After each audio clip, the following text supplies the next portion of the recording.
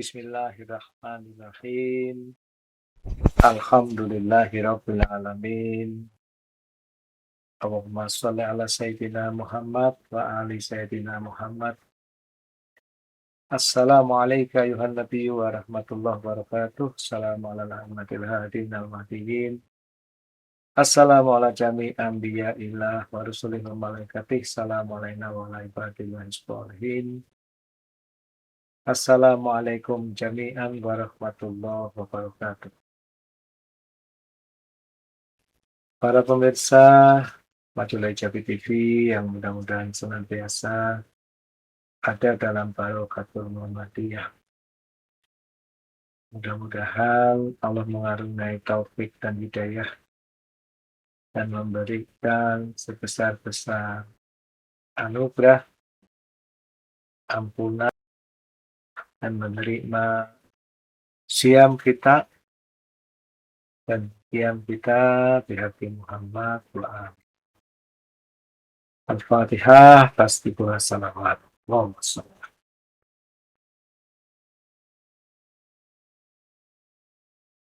Pada hari ini, insya Allah kita akan membahas Risalatul Huquq mengenai hakullah atau hak Allah. Saya akan bacakan dulu naskah teks dari Risalatul Huquq yang dinisbatkan pada Imam Ali Zainal Abidin bin Imam Husain Syahid Salamun alaihimah, cucu Nabi besar Muhammad Sallallahu alaihi wa alihi, junjungan kita yang mulia.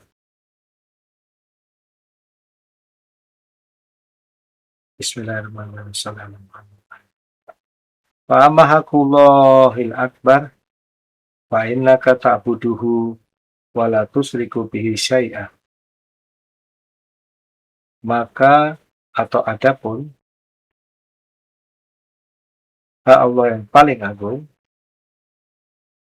adalah engkau menyembahnya dan tidak menyekutukannya dengan sesuatu pun.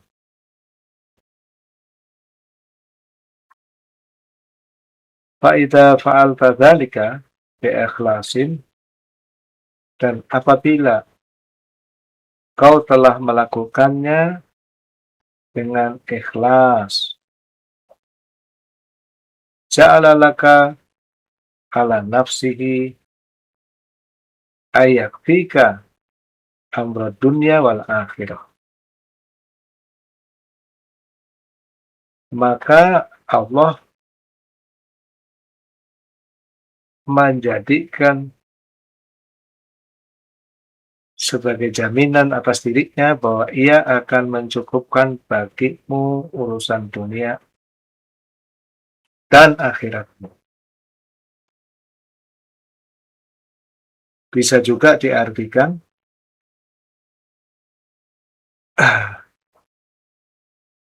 ja'ala laka ala nafsihi ayyakfiyaka amra dunya wal akhirah. Ini bisa juga diartikan ia pun akan mewajibkan atas dirinya menyelesaikan segala urusan dunia dan akhiratmu.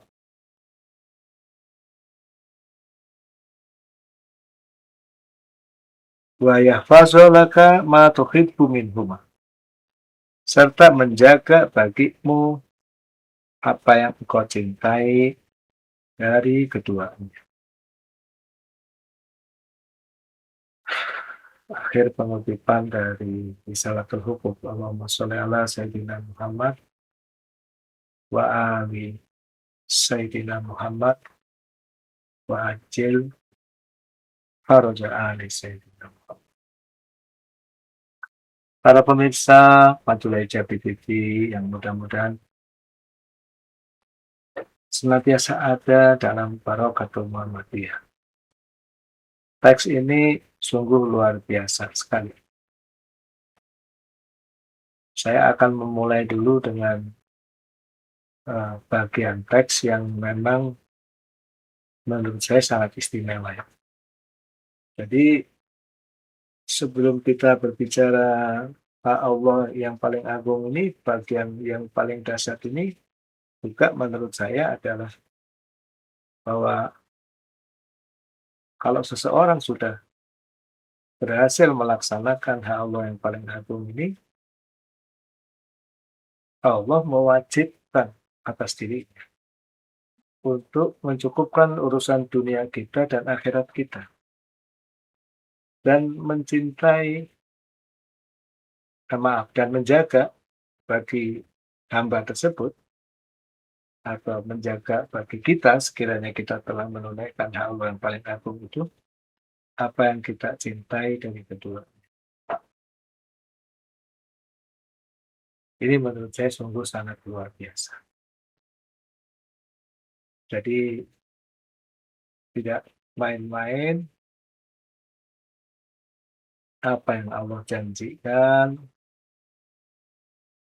melalui lisan para wasi dari Rasulnya atas orang yang menunaikan hak Allah yang dijelaskan dalam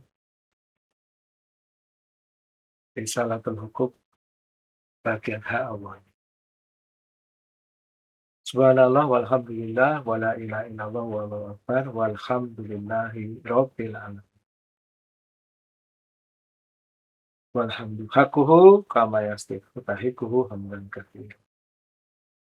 Ini tentu membuat kita semakin sulit, semakin mengakui ketidakmungkinan kita untuk bersyukur pada Allah. Ya Allah, pujilah dirimu sebagaimana engkau layak dipuji sesuai dengan ilmu-Mu. Ya Allah, kami tidak akan pernah mampu mensyukuri nikmat. Para pemirsa Majulah Jabi TV yang mudah-mudahan senantiasa ada dalam Barokatul Muhammadiyah. Mari kita mulai pembahasan kita. Yang pertama mengenai hak Allah. Hakullah. Hakun. Nah, ini agar kita tidak salah sangka. Misalnya kita mengatakan, saya berhak atas tanah ini. Ini implisit di dalam kata-kata hak yang kita pahami ini, ada kebutuhan kita atas tanah tersebut. Apakah nanti akan kita bangun rumah atau kita jual. Namun demikian hal itu mustahil pada Allah Al-Ghaniyul Mutlaq, Allah yang Maha Kaya. Allah sebagai sumber wujud yang tidak membutuhkan apa-apa. Jadi apa sebetulnya arti hak bagi Allah atau hak Allah? Menurut Rohib Isfahani dalam Al-Mufradat fi Ghoribil Quran, makna asal dari kata al-haq adalah sesuai dan cocok. Beliau menjelaskan seperti sesuainya kaki pintu dengan putarannya. Kalau bahasa generasi Z sekarang sangat match ya. Pas, cocok. Terus beliau menjelaskan ini bisa macam-macam arti kata hakun ini. Misalnya dia dinisbatkan pada pencipta sesuatu yang dilatar belakangi oleh alasan yang sesuai dengan hikmah. Misalnya dalam surat Al-An'am ayat 62. Tummaruddu ilallah maulahumul haq. Kemudian mereka dikembalikan kepada Allah penguasa mereka yang sebenarnya. Maulahumul haq. Jadi di sini al-haq ini maknanya adalah seperti makna pertama hakun. Ya. Kemudian makna yang lain dikatakan juga terhadap sesuatu yang diciptakan sesuai dengan hikmah. Semua perbuatan Allah itu disebut sebagai al-haq. Alam semesta semua ini adalah perbuatan Allah. Kita melihat misalnya bulan mengitari bumi pada jarak 300.000 kilometer dengan sangat rapi sehingga bisa jadi dasar perhitungan. Bumi mengitari matahari pada jarak 150 juta kilometer. Di galaksi Bima Sakti ini ada 100 miliar bintang seperti matahari. Dan retak otak kita ya, membayangkan kemahateraturannya, kesangateraturannya. Dan di alam semesta ini belum diketahui berapa banyak galaksi seperti Bima Sakti. Perkiraan astronomikal antara 100 miliar sampai 2 triliun. Subhanallah, walhamdulillah, wala ilaha illallah, wallahu akbar. Kalau kita melihat ke skala kosmologi atau astronomikal, itu kita akan menganga saking dahsyatnya keteraturan yang agung. Kita masuk ke dalam sel kita, ke dalam atom, dalam alam subatom pun akan terjadi hal yang sama. Dari segala sudut penciptaan ini sebagai perbuatan Allah ini adalah al-haq, sangat cocok, sangat sesuai berdasarkan hikmah yang mendalam. Bahkan akal pikiran manusia pun retak saking dahsyatnya. Ya, jadi itu macam-macam makna hak ya. Makna ketiga adalah mengungkapkan keyakinan terhadap sesuatu yang sesuai dengan apa yang sebenarnya. Gitu. Kalau kita yakin ada neraka, ada surga, nah itu keyakinan kita hak, benar ya. Nah, kemudian yang keempat, untuk perbuatan dan perkataan sesuai dengan apa yang harus dilakukan. Ya, apa yang diharuskan dengan waktu yang diharuskan. Jadi sebetulnya makna hak itu apa? Ya, yang sesuai, yang cocok. Allah itu nggak butuh apa-apa dari kita. Jadi hak Allah itu apa? Yang sesuai dengan fitrah manusia. Merupakan keharusan eksistensi manusia itu sendiri terhadap Tuhannya. Jadi bedanya kata-kata hak Allah dengan hak saya. Kalau hak saya itu mengandung unsur kebutuhan. Kalau hak Allah, sama sekali Allah itu tidak memiliki kebutuhan apapun untuk diibadahi, untuk dikhidmati. Yang butuh itu kita sendiri. Jadi kitalah yang butuh, fitrah kita butuh untuk menyembah Allah, untuk memiliki tempat bergantung, untuk berkhidmat pada Allah dengan ikhlas. Jadi hak Allah itu adalah sesuatu yang sesuai dengan fitrah kita, apa yang harus kita lakukan pada Allah. Bahasa lainnya adalah keharusan eksistensial dari kita itu sendiri. Allahumma sholli ala Sayyidina Muhammad wa ali Sayyidina Muhammad wa ajil faraja'an Sayyidina Muhammad. Jadi jangan membayangkan Allah akan menuntut haknya seperti kita menuntut hak kita. Ya, seperti itu ya.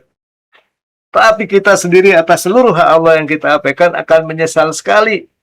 Karena nanti perjalanan kita baik di dunia dan di akhirat itu untuk menyempurna, untuk hidup lebih bahagia, untuk lebih mendapat limpahan kasih sayang Allah, semua akan terhambat kalau hak Allah itu tidak kita penuhi. Sekali lagi di sini makna hak Allah bukan kebutuhan Allah, tapi kebutuhan kita malah pada Allah. Itu mirip seperti tanaman butuh air dan sinar matahari. Manusia secara fitrah butuh menyembah pada Allah.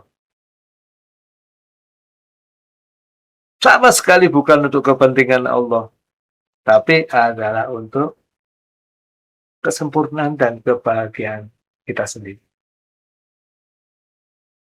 Allah nggak pernah butuh kita beristighfar. Tapi Allah tuh jauh lebih sayang pada kita ketimbang ibu bapak kita. Selalu menanti kita untuk kembali. Mengapa harus kembali? Untuk mendapatkan rahmatnya yang lebih luas dari langit, bumi, dan isinya. Allahumma sholli ala Sayyidina Muhammad wa ali Sayyidina Muhammad. Nah, ini mengenai kalimat haqqullah.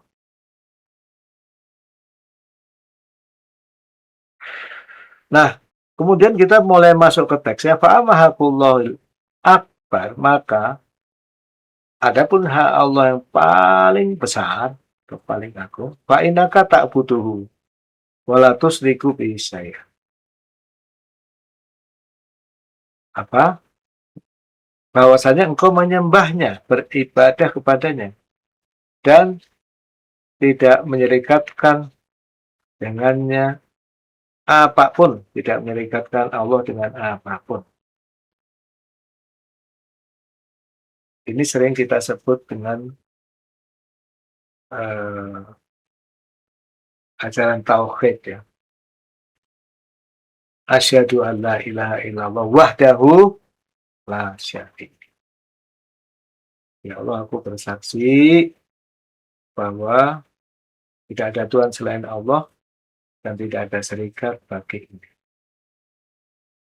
Ya, inti dari hak Allah atau inti dari yang paling layak bagi fitrah kita atau keharusan eksistensial kita terhadap Allah yang paling agung adalah tauhid. Mengabdi, berkhidmat pada Allah semata dan tidak menyekutukannya dengan siapapun. Ini tentu bukan hanya ibadah khusus seperti sholat, zakat, dan lain. Kita harus bersedekah, kita harus berakhlak pada sesama manusia, kita harus menyayangi ayah bunda. Semuanya adalah bagian dari perkhidmatan pada Allah. Syukur kita pada Allah tidak pernah diterima sebelum kita berterima kasih pada seluruh jalannya nikmat misalnya.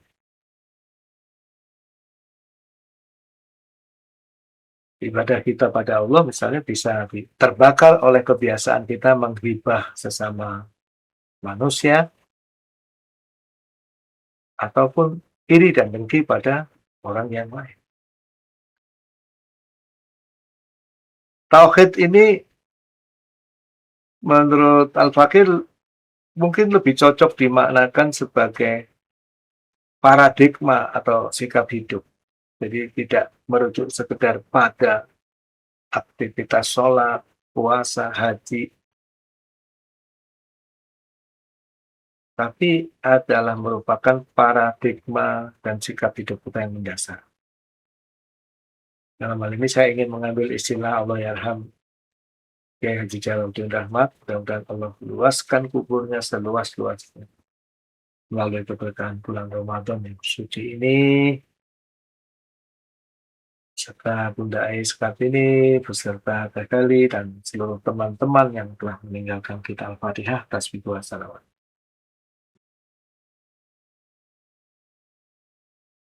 Jadi mengambil istilah dari Allah Yarham itu, tauhid tidak lain adalah yang paling mendasar dari filsafat way of life, jalan hidup. Ya, kita ketahui itu ada berbagai tingkatan. Pertama, kita yakin, percaya bahwa tidak ada Tuhan selain Allah. Ini nanti ada rinciannya lagi ya. Allah itu siapa? Allah itu materi atau bukan? Tuhan waktu dan tidak. Ini harus dikaji ilmunya. Belajar misalnya ke para guru kita, Ustaz Adlani, dan para asatidz yang lain. Kedua adalah tauhid dalam ibadah. Jadi setelah yakin ya dalam beribadah tidak menyembah selain Allah, tidak bersujud pada patung, ya tidak menserikatkan Allah dengan siapapun dalam ibadah. Yang berikutnya setelah yakin beribadahnya pada Allah, ya Tauhid dalam ketaatan dan meninggalkan maksiat. Artinya taat hanya pada Allah dan meninggalkan maksiat semua yang dilarang Allah. Tapi kalau kita pengen mudahnya, eh, kita bertanya ya, kita ini masih syirik nggak? Kalau kita ini masih lebih takut kepada pimpinan kita di kantor ketimbang kepada Allah, ya itu menurut saya masuk syirik kecil ya. Kita menghormati pada pimpinan kita tentu, tapi kalau kita disuruh oleh dia melakukan maksiat, minum alkohol, atau melakukan korupsi, ya, atau melakukan aktivitas-aktivitas yang dilarang agama, ya, harus kita tolak. Kalau kita ikut minum alkohol, naudzubillah, atau ikut korupsi karena pimpinan, nah ini sulit untuk disebut tauhid. Mungkin ini bagian dari syirik ya. Yang lebih sulit misalnya, kalau kita bekerja keras untuk pujian manusia bukan karena Allah, ya berarti dalam sodakoh misalnya, karena pengen dipuji, nah jadi amal kita kecampuran. Barangkali ini mengandung syirik juga. Jadi syirik menserikatkan itu ya dalam arti luas tidak hanya menyembah patung. Zaman ini sulit mencari orang menyembah patung. Dalam zaman sekarang ini bukan lagi patung-patung, tapi barangkali tujuan hidup kita selain Allah. Kita perlu renungi. Ya, saya terutama ya, setiap sholat mungkin mikirin bisnis ini gimana, kerjaan gimana. Nanti gimana kalau nggak dapat duit. Padahal itu waktu sholat ya. Untuk uang kita berani mengorbankan segalanya. Nah, ini barangkali uang udah jadi Tuhan kita. Untuk jabatan kita misalnya rela menjilat, menindas, berkhianat, melanggar amanat. Nah, ini jabatan sudah menjadi berhala. Ya, hawa nafsu tentu yang mendasari itu semua ya. Kalau kita mengikuti hawa nafsu dan melanggar amanat, melakukan memburuk-burukkan orang lain, melanggar hak orang lain, itu karena mengikuti hawa nafsu demi jabatan, demi uang, demi ambisi. Ini barangkali kita sudah menjadi syirik seperti halnya surat Al-Jasiyah ayat 23 untuk bilang masyaitonir jin. Afara'aita man ittakhadha ilahahu hawa. Maka pernahkah kamu melihat orang yang menjadikan hawa nafsunya sebagai Tuhan? Na'udzubillah min dzalik. Shadaqallahul adzim. Jadi Al-Quran sendiri jelas sudah menerangkan, menuliskan ada orang yang mungkin menuhankan hawa nafsunya sebagai Tuhannya. Ya nggak mungkin hawa nafsu itu disembah keluar terus disembah kayak patung. Maknanya ya barangkali seperti itu. Seperti yang kita jelaskan. Jadi ini mengenai ama kuloil akbar fa'inaka ta'budu walatusriku bi syai'an. Kemudian faida fa'alta dzalika bi ikhlasin, maka jika kamu telah melakukannya dengan ikhlas, jalalaka ala nafsihi dan seterusnya ya. Nah, kita sekarang membahas sedikit tentang ikhlas. Ya, jika engkau melakukan itu dengan ikhlas, tanpa ikhlas semua amal itu kayak cek kosong, bagus tapi nggak ada nilainya. Innamal a'malu binniyat, sudah terkenal. Semua niatan selain Allah itu nanti dalam amal membuat amal itu disebar seperti debu. Na'udzubillah. Ikhlas artinya bersih dari campuran. Ini penting. Kembali kita mencoba melihat dari al-mufradat fi ghoribil Quran. Menurut Rohib Isfahani, ikhlas itu asal katanya kholaso. Ketika Rohib Isfahani menjelaskan kholaso, kho, lam, dan shot ya, kholaso, beliau mengatakan makna dari kata al-kholis sebetulnya ada kemiripan dengan makna dari kata as-sofi. Apa artinya? Yaitu murni. Kemudian Rohib Isfahani menjelaskan lebih lanjut, sangat menarik. Hanya saja al-kholis itu digunakan untuk sesuatu yang campurannya sudah hilang setelah ia tercampur dengannya.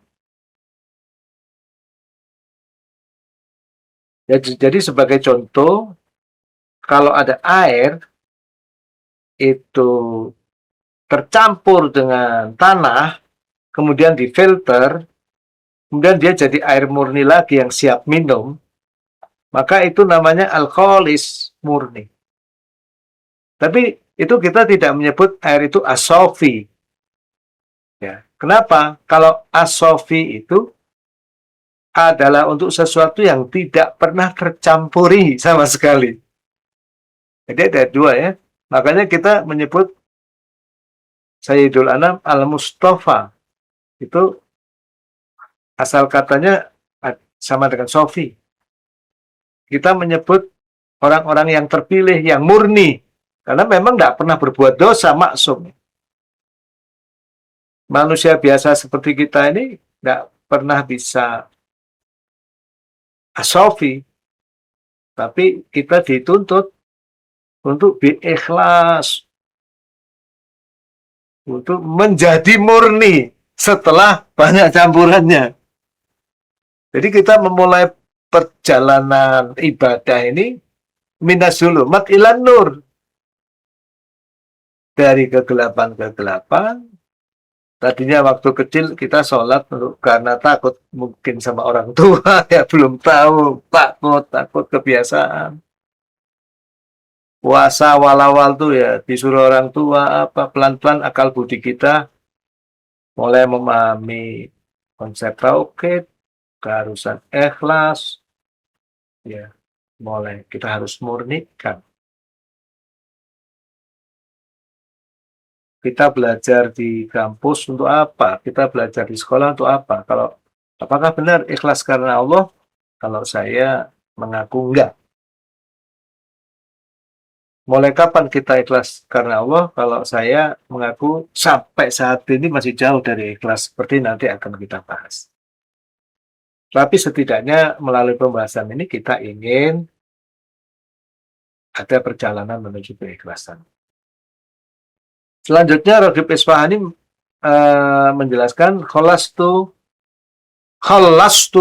fakholaso. Saya memurnikannya sehingga ia menjadi murni kembali. Jadi kalau mau jadi ikhlas tuh kita harus ada proses kholastu. Kita memurnikan diri. Di ujung penjelasan tentang kholaso, Rohib Isfahani menjelaskan hakikat dari al-ikhlas adalah terbebas dari segala sesuatu selain Allah. Ini adalah pembahasan makna katanya. Hakikat dari ikhlas itu seperti air murni yang tidak tercampur kotoran. Niat kita harus bersih. Niat kita harus bersih bukan untuk pujian dan seterusnya. Bahkan nanti para hurufah bahkan menyembah Allah tidak karena takut neraka, tidak pula karena ingin surga. Keharusan eksistensial kita, Allah adalah kita mencintai Allah, tenggelam dalam Allah. Kita menyembah Allah karena memang Allah itu layak disembah. Saking indahnya, saking baiknya, saking butuhnya kita pada zat itu, bahkan jauh kita lebih butuh ketimbang ibu kita sendiri. Kata Ustadz Meta, musibah itu adalah ibu kita meninggal. Mohon doa untuk ibu saya yang tahun lalu meninggal pada 2 Syawal. Al-Fatihah atas rasanya luar biasa ditinggal ibu. Bagi orang yang sudah memahami, ditinggal kehilangan kerinduan pada Allah itu jauh lebih berat ketimbang ditinggal ibu. Nah, ini sebenarnya kira-kira seperti itu gambarannya. Oke. Nah, pada kesempatan kali ini, saya ingin sedikit menambah.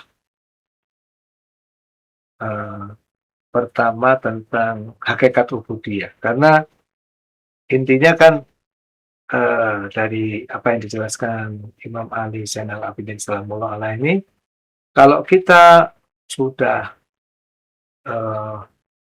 menyembah Allah dan tidak menyekutukan apapun dengannya, fa'inaka ta'buduhu wa la tusyriku bi syai'an. Saya memaknakannya sebagai sudah mencapai hakikat penghambaan, hakikat ubudiyah. Dan yang kedua, fa'idha fa'alta dzalika bi ikhlasin, kalau kita sudah bisa melakukan hakikat ubudiyah itu dengan ikhlas, ini ada dua hal ya.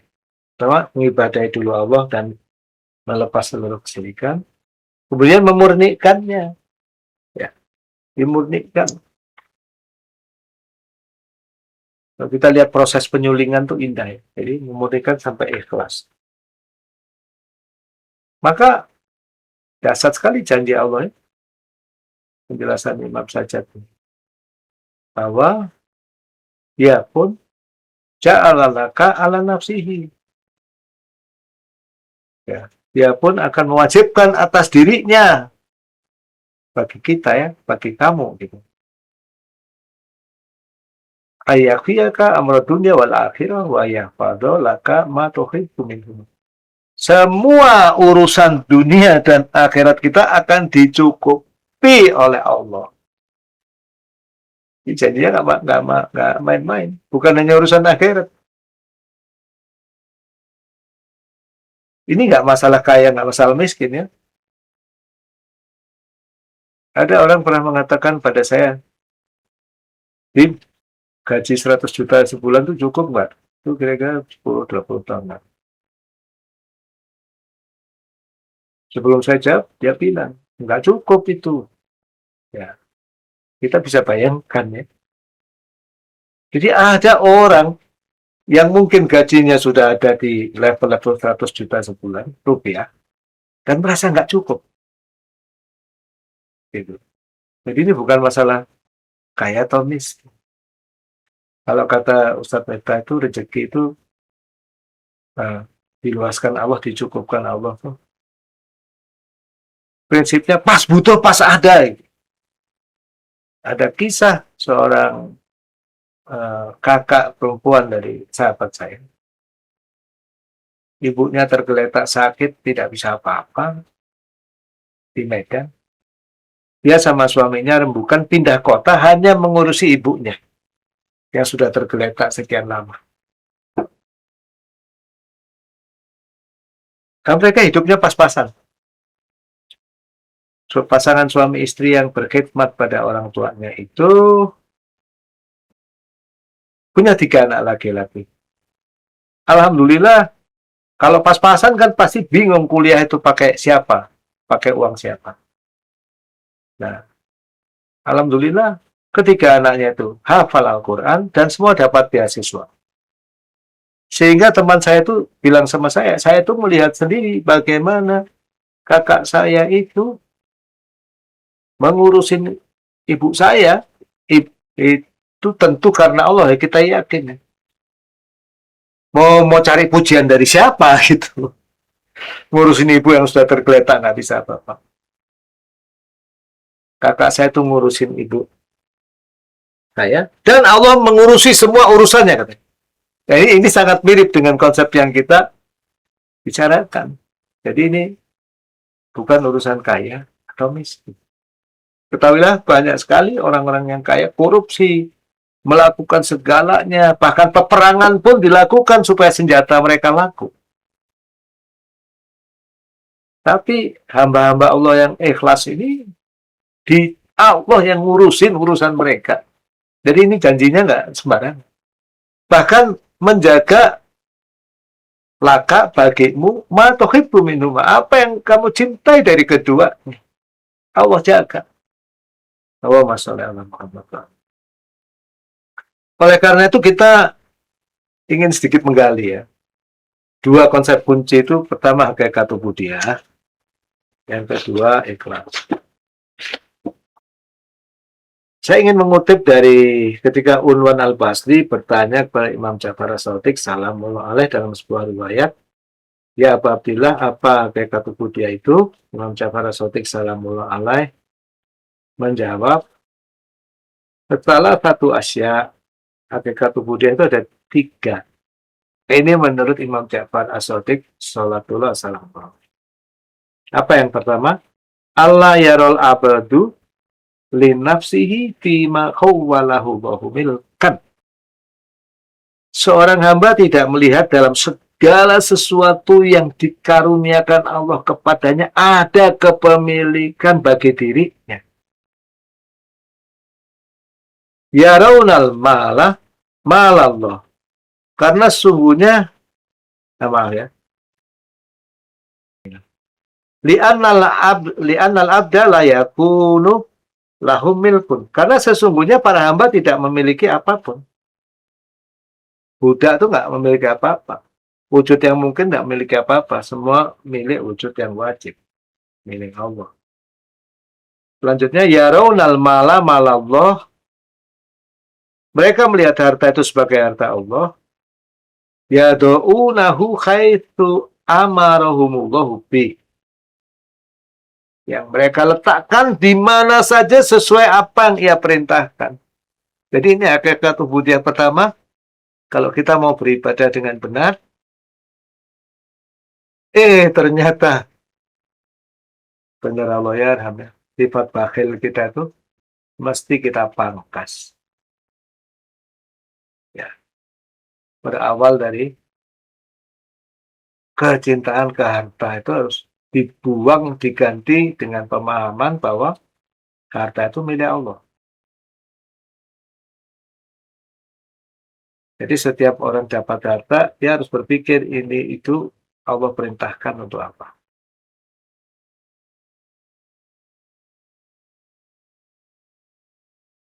Nah, itu yang pertama. Yang kedua, wala yudabbirul abdu li nafsi tadbiro. Seorang hamba tidak menyusun atau merancang suatu rencana bagi dirinya. Yang ketiga, wa jumlatu istigholihi bima amaro ta'ala bihi wa nahahu anhu. Yang ketiga, seluruh kesibukannya adalah dalam apapun yang diperintahkan Allah padanya dan apapun yang dilarangnya.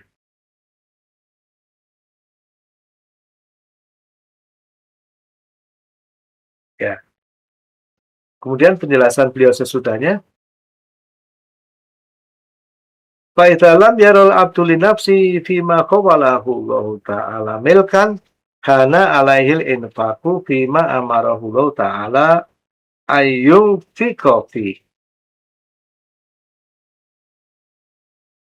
Dengan demikian, jika hamba tidak melihat apa yang dianugerahkan Allah kepadanya sebagai milik dirinya, maka akan ringanlah baginya untuk berinfak pada apapun yang diperintahkan Allah padanya.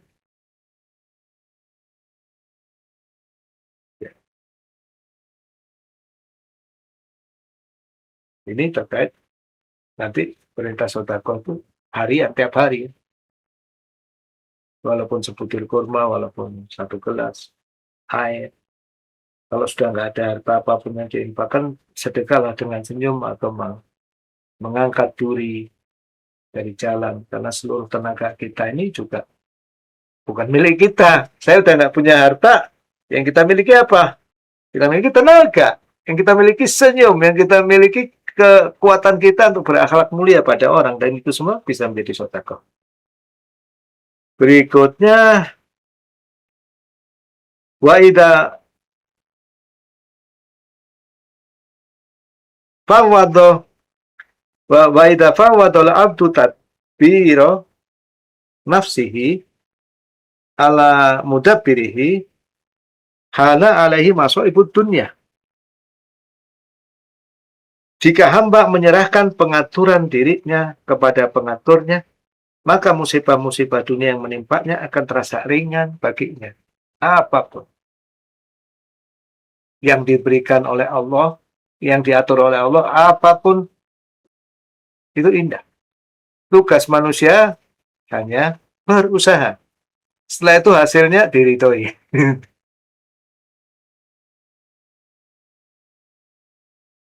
Dan ini bisa dilihat di contoh-contoh para ahli Karbala, orang-orang soleh. Orang-orang soleh yang ditakuti oleh para musuh Allah dengan kematian itu senyum aja ya mereka. Nah, itu yang kedua. Kemudian hakikat budaya yang ketiga ini dijelaskan berikutnya. Wa idzas taghalal 'abdu bima amarahu Allah ta'ala wa nahahu la yatafarrahu minhuma ilal mira wal mubahati ma'nas. Dan jika hamba sibuk dengan apapun yang diperintahkan Allah kepadanya dan apapun yang dilarangnya, maka ia tidak perlu mencurahkan tenaga, pikiran, dan waktunya untuk berdebat dan menyombongkan diri pada sesama manusia. Ada dua ini. Kalau orang suka debat, suka ngeyel, sukanya itu berbantah-bantahan, itu udah jelas belum mencapai hakikat ubudiyah. Yang suka menyombongkan dirinya, siapa itu contoh yang suka menyombongkan dirinya? Ya saya. Mohon maaf ya, harus mengakui. Contoh yang tidak pernah menyombongkan dirinya, Kiai Miftah. Sama para muridnya setianya. Ya, Ustaz Jalal. Dan masih sering ya. Ya pasti saya itu belum mencapai hakikat ubudiyah, jadi ya mohon didoakan para pemirsa. Paling enggak pernah membacakan ini, bareng-bareng kita mencoba untuk tidak menghabiskan waktu untuk berdebat dan menyombongkan diri kepada sesama manusia. Fa'idha akramallahu la'abda bihadhi talafah hana alaihi dunya wa iblis wal khalq. Jika Allah memuliakan hamba dengan 3 hal tadi, maka akan ringan baginya dalam menghadapi dunia, iblis, dan seluruh makhluk. Wa sholli ala Muhammad wa ali Muhammad wa ajil farajah. Jadi itu giat untuk mencapai hak Allah yang agung supaya bisa beribadah pada Allah, kembali lagi pada misalnya melewati tarekah yang disebutkan Imam Ja'far As-Shadiq salamullah alaihi. Banyak-banyak berinfak dan mengurangi rasa pemilikan pada segala milik kita, termasuk tubuh kita, termasuk tenaga kita, dan lain-lain. Dan harus ringan untuk bersedekah dan berinfak. Jadikanlah itu sebagai keseharian kalau bisa.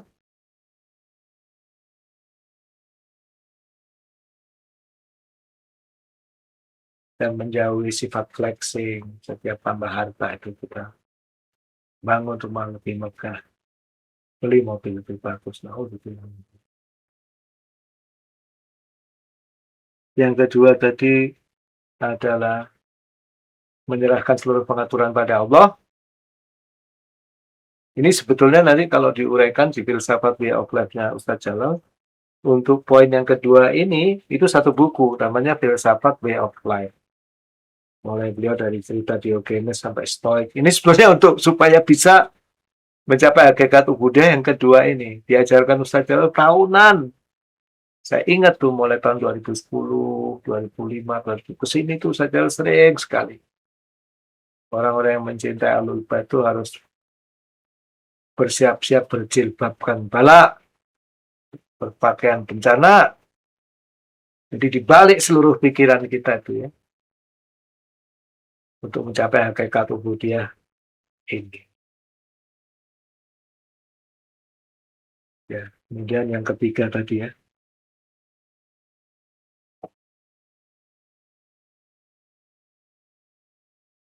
semua kesibukannya memang hanya untuk Allah. Di antaranya adalah setiap saat dalam kehidupan kita yang kita tidak zikir pada Allah, nanti di akhirat kita akan menyesal. Sebaik apapun tempat kita di surga misalnya, tapi ada 1 jam waktu kita lalai dari zikir, itu kita akan menyesal. Ini sesuai dengan ini ya, seluruh kesibukannya itu hanya untuk Allah. Ah, ini jadi berat ini. Fama Allahu Akbar, baina kata abuduhu la tusriku bi syai'ani. Kira-kira ini nih. Iya. Itu hakikatnya menurut Imam Ja'far itu salah satu sudut pandang untuk mencapai hakikat. Oke, saya ingin menutup kajian kali ini dengan kalau ikhlas ini kira-kira gimana? Apa yang bisa kita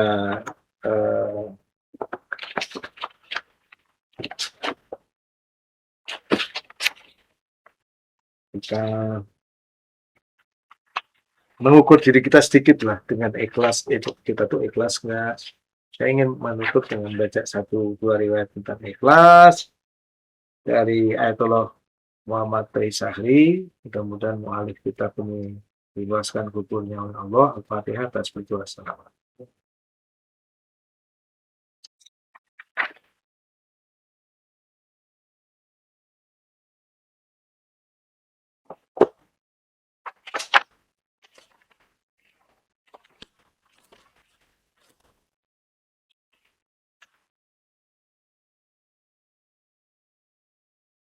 Rasulullah Shallallahu Alaihi Wasallam bersabda dalam Biharul Anwar juz 72 halaman 304 hadis ke-51. Inna likulli haqqin haqiqatan. Sesungguhnya segala sesuatu itu memiliki hakikat. Wa ma balagha abdun haqiqatal ikhlas, dan tidaklah seorang hamba mencapai hakikat ikhlas hatta la yuhibbu ayyuh mada ala syai'in min amalin lillah. Dan tidaklah seorang hamba itu akan mencapai hakikat ikhlas hingga ia tidak suka dipuji atas suatu amal karena Allah. Allahumma sholli ala Muhammad wa ali Muhammad wa ajil farajana. Ini gugur semua amal saya loh, bangkrut langsung saya. Saya sekolah S1 capek-capek tahunan. Pasti sudah dipuji itu sumringah senang. Jadi ini kuliah itu untuk siapa? Mungkin juga santri yang jauh-jauh ke Qom atau ke Najaf dipuji, wah hebat, senang. Ini ternyata belum sampai ikhlas ini kalau saya nggak salah baca ini. Innali kulli haqqin haqiqatan. Wa ma balaghu abdun haqiqatal ikhlas hatta la yuhibba ayyuhmada, sampai dia tak suka dipuji ala syai'in, atas apapun, atas sesuatu, min amalin, dari perbuatan lillah, karena Allah. Sampai-sampai Kiai Miftah itu mengajarkan kalau kita puasa sunnah kemudian disukui orang, bukalah. Jauh lebih baik bukanya kalau nggak bicara dia puasa. Kalau buka setelah bicara bahwa dia puasa, pahalanya 60 kali lipat dari kalau dia teruskan puasanya. Kalau bukanya tanpa dia mengatakan dia itu puasa, 300 kali lipat. Ya, ingat, Suatu saat saya dengan sahabat saya jalan di GBK itu, bertiga. Saya sahabat dekat bertiga. Kemudian kita sambil mau sarapan jam 6. Ada teman saya ragu, saya langsung buka aja mas. Itu ya, pahalanya jauh lebih banyak. Dia ikut buka lah. Orang soleh yang sering puasa.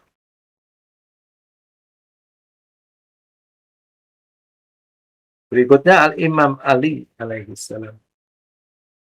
Diriwayatkan dari Hurairah Hikam hadis ke-2128.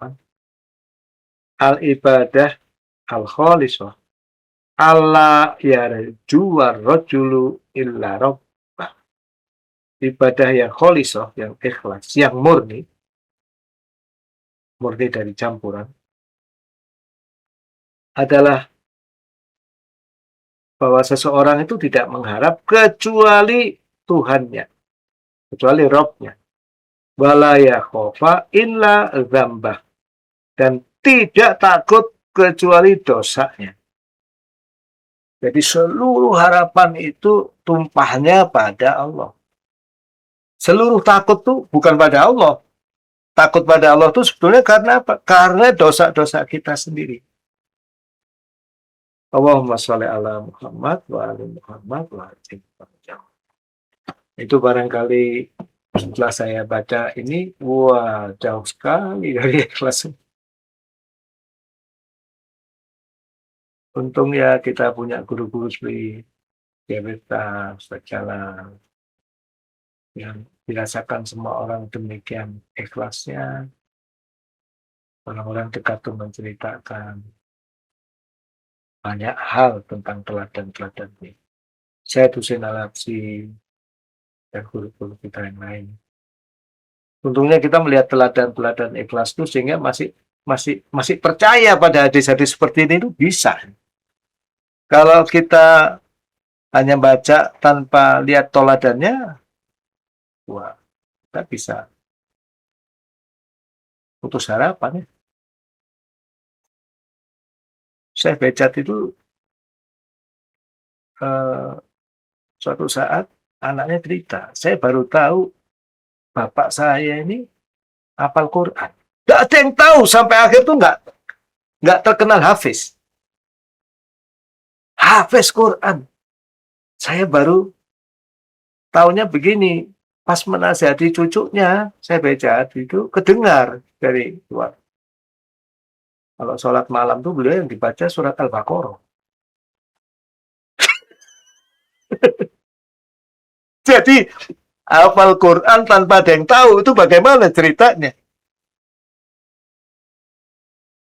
Bagaimana guru-guru kita tuh menjaga amal mereka karena Allah? Bagaimana posisi kita?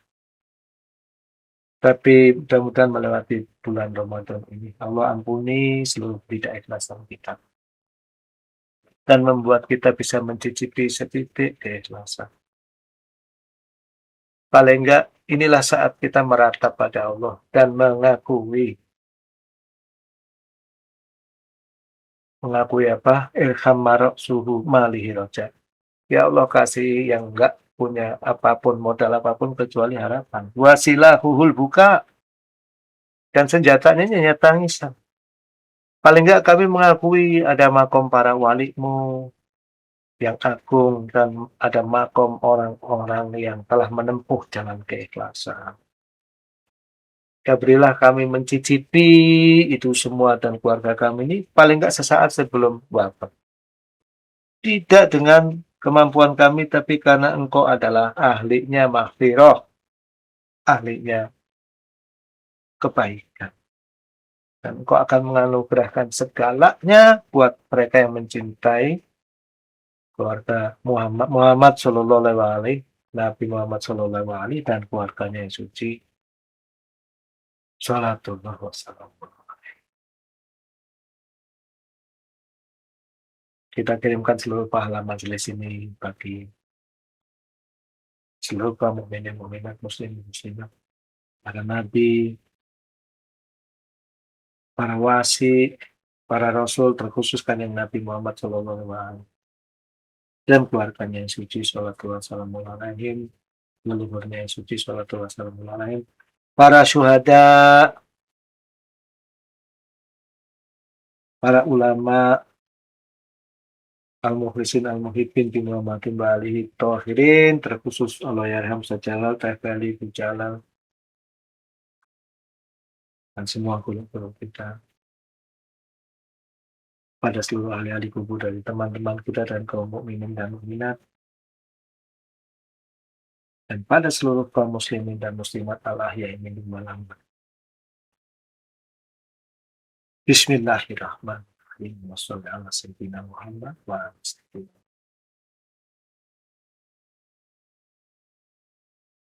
Allahumma adkhilal ahlil kubur surur, Allahumma ahli kulla fakin, Allahumma asfi' kulla ja'i, Allahumma aksul kulla uriyan, Allahumma bibaina kulla madin, Allahumma farizan kulli makrub, Allahumma rudda kulla qarib, Allahumma fukkan kulla nasib, Allahumma aslih kulla fasid min umuri muslim, Allahumma asfi' kulla marid, Allahumma sudna farqona bihina, Allahumma buwalli su'a khalina bihusnina, Allahumma qdi annataina wa ni'amna fakar, innaka ala kulli syai'in qadir, waj'al akhira akibatana khair, waj'al akhira akibatana khair, waj'al akhira akibatana khair, birahmatika ya arhamar rahimin. Wa sallallahu ala sayyidina Muhammadin al-mukhtar wa ala al-athar, al-fatihah, tasbih wa salawat.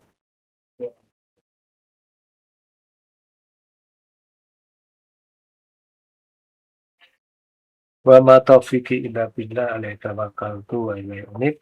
Wassalamualaikum warahmatullahi wabarakatuh. بسم الله الرحمن الرحيم. اللهم صل على سيدنا محمد وآل سيدنا محمد. اللهم ارزقني فيه الذهن والتنبيه، وباعدني فيه من السفاهة والتمويه، واجعل لي نصيبا من كل خير تنزل فيه بجودك يا أجود الأجودين. Ya Allah, karuniakan kepadaku di bulan ini pemahaman dan kecerdasan.